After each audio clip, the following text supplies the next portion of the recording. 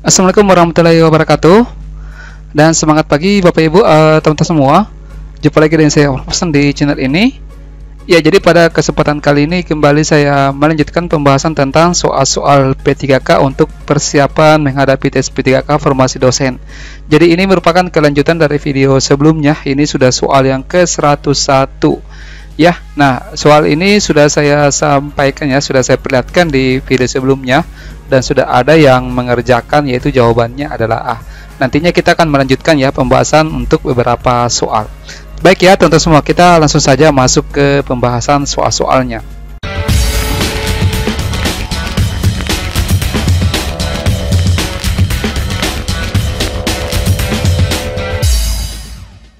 Ya, namun sebelumnya saya sangat berterima kasih kepada Bapak Ibu, teman-teman semua yang sudah setia menonton video di channel Ruang Tentor ini dan sudah mensubscribe juga ya. Saya mendoakan agar Bapak Ibu, teman-teman semua senantiasa diberikan kemudahan dalam segala urusan ya. Baik, kita jawab soal nomor 101 ini. Jadi soalnya di sini kebiasaan salah ya. Ini kebiasaan salah yang harus dihindari yang dilakukan oleh dosen ya. Itu jawabannya adalah A, yaitu mengambil jalan pintas pembelajaran, menunggu mahasiswa berperilaku negatif, menggunakan destruktif disiplin, kemudian mengabaikan perbedaan mahasiswa, merasa paling pandai dan tidak adil. Oke. Nah, ini penjelasan singkatnya. Jadi ada 7 kesalahan yang sering dilakukan oleh dosen. Yang pertama adalah mengambil jalan pintas dalam pembelajaran. Maksudnya di sini adalah bahwa di sini dikatakan biasanya dosen itu merasa sudah menguasai pelajaran sehingga tidak kreatif dan mencari jalan mudahnya saja. Nah di sini biasanya dosen tersebut itu tidak mau kreatif mencari hal baru atau mencoba metode baru sehingga mengambil jalan pintas dalam pembelajaran. Nah, biasanya yang diambil jalan pintas itu termasuk dari perencanaan, pelaksanaan, dan evaluasi. Jadi sebagai dosen itu kita harus senantiasa melakukan inovasi kreatif ya dalam melakukan pembelajaran. Apakah mulai dari merencanakan, kemudian dalam tahap pelaksanaan, serta evaluasi. Jangan kita berpikir ya kita bermasa bodoh saja ya, misalkan tidak ada perencanaan langsung saja masuk di kelas mengajar, kemudian evaluasi ini tidak berjalan sesuai dengan yang semestinya. Kemudian yang kedua, menunggu mahasiswa berperilaku negatif. Maksudnya seperti apa? Nah, di sini biasanya kan mahasiswa itu akan mendapat perhatian saat berperilaku negatif. Jadi jangan kita menunggu mahasiswa tersebut untuk melakukan tindakan-tindakan yang kurang yang kurang terpuji. Ya, sebaiknya kita cegah. Ya, kalau misalkan sudah ada indikasi yang kita lihat, itu kita langsung cegah saja supaya tidak terjadi sesuatu yang diinginkan. Kemudian yang ketiga, menggunakan destruktif disiplin. Maksudnya di sini adalah tindakan disiplin yang melewati batas kewajaran atau tidak pada tempatnya. Ada juga dosen yang memberikan penugasan yang harus dikerjakan, namun dosen tidak memeriksanya atau mengembalikan kepada mahasiswa tanpa ada feedback. Nah, ya, kemudian yang keempat, mengabaikan perbedaan individu mahasiswa. Nah, mahasiswa itu kan memiliki perbedaan individual yang sangat mendasar sehingga harus diperhatikan perbedaan tersebut dalam pembelajaran. Tidak ada yang namanya aplikasi ya, mungkin karena segala sesuatu yang mungkin yang dipikir sehingga itu yang dilakukan sebagai sebab dalam tidak adil ya kepada mahasiswa.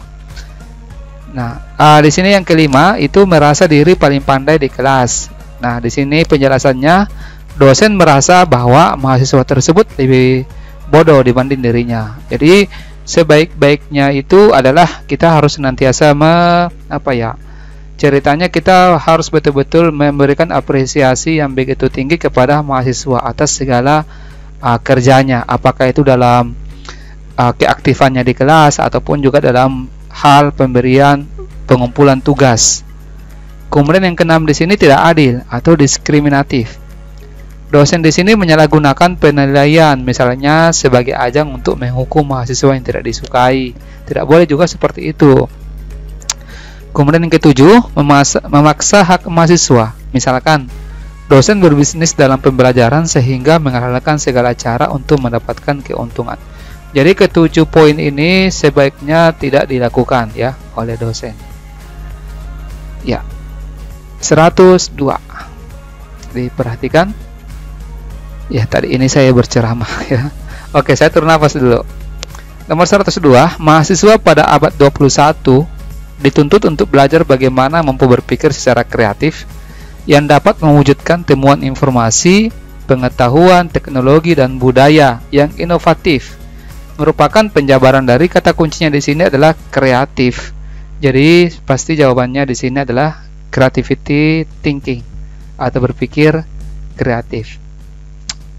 Nah, di sini ada keterampilan berpikir abad 21. Mungkin hanya 3 yang saya jelaskan di sini ya, yaitu creativity thinking, kemudian critical thinking dengan deductive thinking. Nah, tadi kalau creativity thinking di sini atau kemampuan dalam hal kreativitas adalah kemampuan berpikir yang dimiliki individu dan dapat mengarahkan individu tersebut pada pemikiran yang penuh dengan kreativitas, sehingga dirinya mampu menciptakan sesuatu yang baru dan karya unik yang berbeda dari karya-karya sebelumnya. Jadi ini salah satu keterampilan berpikir yang harus dimiliki oleh mahasiswa, yaitu creativity thinking. Yang kedua adalah critical thinking, berpikir kritis. Itu masuknya adalah sebuah kemampuan untuk bisa berpikir lebih jernih dan lebih rasional terhadap apa yang harus dilakukan maupun terhadap apa yang harus dipercaya. Jadi seorang mahasiswa itu jangan langsung diterima, mesti kita harus melakukan telaah setiap informasi-informasi yang kita dapatkan. Ya, misalkan contoh saja kalau misalkan kita dapatkan informasi dari sosial media, ya jangan langsung diterima apalagi langsung di-share. Kita harus senantiasa melakukan telaah informasi tersebut, melakukan analisa, kemudian kita kritis dan kita harus lihat betul-betul sumbernya. Nah, itu. Jadi jangan langsung dapat informasi langsung di-share tanpa harus diperiksa dulu kebenarannya. Ya, gitu dong ya untuk mahasiswa yang berpikir abad 21. Kemudian yang ketiga itu deductive thinking. Maksudnya di sini adalah cara berpikir yang dimulai dari hal yang bersifat umum, kemudian dirunut kepada hal yang bersifat khusus dan dibuat suatu pernyataan kesimpulan terhadapnya. Kalau misalkan hypothetical thinking ini semacam menduga ya, dugaan ya. Kemudian collaborative thinking itu senantiasa berkolaborasi ya. Jadi bukan saatnya lagi berkompetisi ya, tapi saatnya berkompetensi dalam kolaboratif. Jadi sekarang itu sebagai mahasiswa itu tidak lagi dibilang harus berkompetisi. Ya, sudah tidak terlalu ini. Yang paling penting itu adalah kolaboratif. Bukan berarti kompetisi tidak boleh. Ya, kompetisi ini kan ada juga bagusnya, yaitu bisa meningkatkan kemampuan kita, bisa meningkatkan secara tidak langsung ya dalam hal berkompetisi. Tetapi harus juga lebih utama tentang kolaboratif. Kolaboratif untuk menuju meningkatkan kompetensi untuk kompetisi. Jadi kompetisi no, kompetensi yes. Ya, ini kayaknya seperti kuliah umum ya. 103. Di sini soalnya kurikulum pendidikan tinggi, terutama di pasal 35 ayat 2, itu dikembangkan oleh setiap perguruan tinggi untuk setiap program studi yang mencakup pengembangan kecerdasan intelektual, akhlak mulia, dan keterampilan dengan mengacu pada standar nasional pendidikan tinggi D. Jadi kurikulum pendidikan tinggi dikembangkan oleh setiap perguruan tinggi dengan mengacu pada standar nasional pendidikan tinggi untuk setiap program studi yang mencakup pengembangan kecerdasan intelektual, akhlak mulia, dan keterampilan. Itu ada di Undang-Undang Nomor 12 Tahun 2012 tentang pendidikan tinggi. Oke, lanjut. Ya. KKNI, apa ini? Bapak Ibu, teman-teman, coba bisa dituliskan apa kepanjangan dari KKNI? Oke. Jadi KKNI dalam pengembangan kurikulum perguruan tinggi itu memberikan jadi ini mencakup ya, yaitu mencakup deskripsi kualifikasi, rumusan capaian pembelajaran bidang ilmu, capaian pembelajaran program studi, bahan kajian dan mata kuliah program studi, serta proses dan metode pembelajaran dan sistem penilaian. Oke. 105. Kita percepat saja ya. Ini masih banyak soal yang saya mau perlihatkan. Ya. Contoh upaya yang tidak boleh dilakukan oleh dosen dalam menumbuhkan motivasi adalah memberikan tugas yang sangat mudah bagi mahasiswa. Ini saya perlihatkan sedikit, ya. Jadi berkaitan dengan motivasi. Motivasi itu kan sumbernya, ya. Ada dua faktor yang mempengaruhi motivasi belajar, yaitu ada faktor internal dengan faktor eksternal. Yang mana contoh faktor internal? Contohnya faktor internal itu misalkan, jadi faktor internal itu berhubungan dalam diri pribadi. Kalau di sini mahasiswa, ya, jadi motivasi faktor internal itu adalah sumber motivasi yang bersumber dalam diri sendiri. Contohnya rasa percaya diri, kemudian memiliki kesadaran akan pentingnya belajar, semangat belajar, dan memiliki keseriusan dalam belajar. Kemudian ada juga faktor eksternal. Faktor eksternal itu misalnya lingkungan sekitar. Intinya kalau faktor eksternal itu adalah semacam faktor yang mempengaruhi motivasi diri ya, yang sumbernya dari luar. Ya, contoh lingkungan sekitar, teman, ya, pergaulan. Nah, lalu bagaimana upaya dosen dalam meningkatkan motivasi?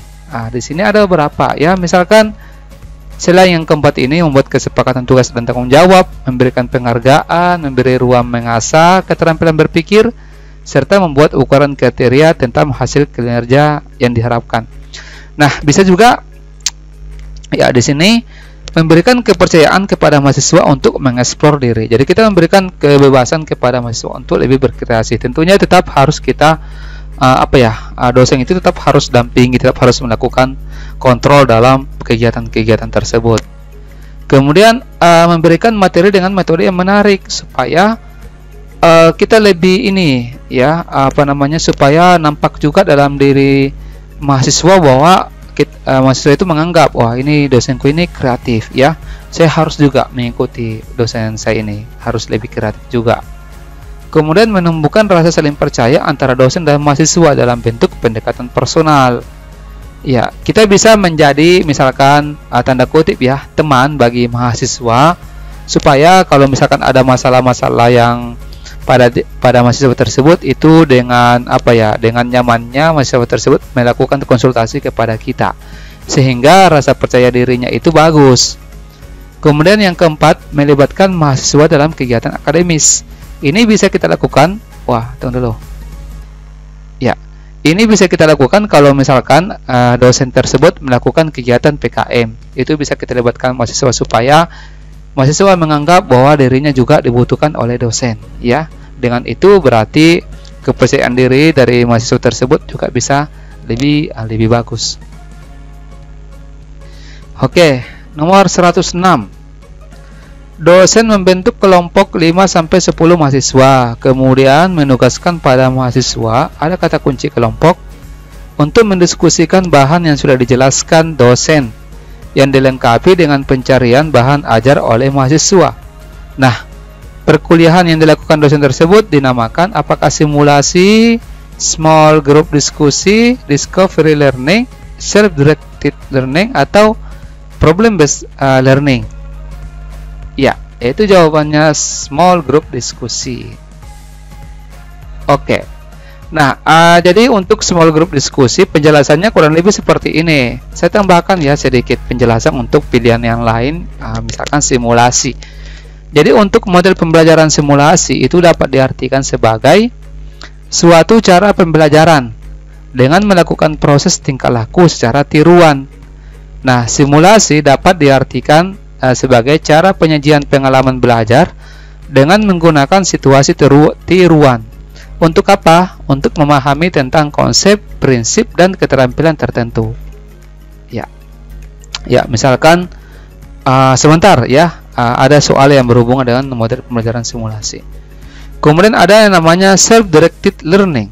Maksudnya di sini adalah didefinisikan sebagai suatu proses di mana seseorang memiliki inisiatif dengan atau tanpa bantuan orang lain untuk menganalisis kebutuhan belajarnya sendiri, kemudian merumuskan tujuan belajarnya sendiri, mengidentifikasi sumber-sumber belajar, dan memilih serta melaksanakan strategi belajar yang sesuai, serta mengevaluasi hasil belajar sendiri.